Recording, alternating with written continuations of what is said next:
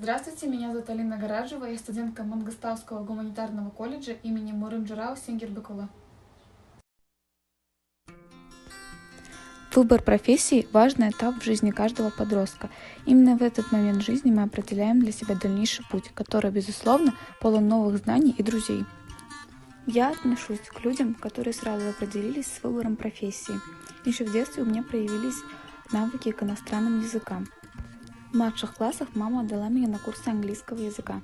Тогда я еще не знала, что этот язык в итоге станет для меня настолько родным.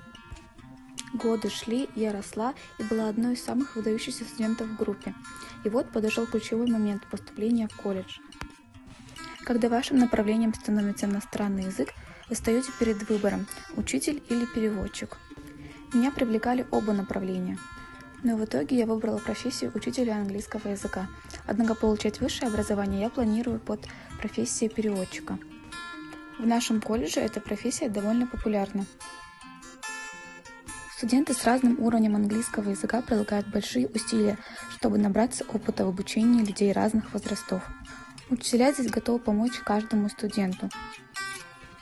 А на практике мы отрабатываем полученные знания. Мы хотим, чтобы дети полюбили этот язык так же, как любим его мы. Данная профессия требует работы, не покладая рук, но является приятным времяпровождением. Я участвую в WorldSkills, поскольку здесь каждый участник способен показать свои профессиональные навыки в выбранной профессии.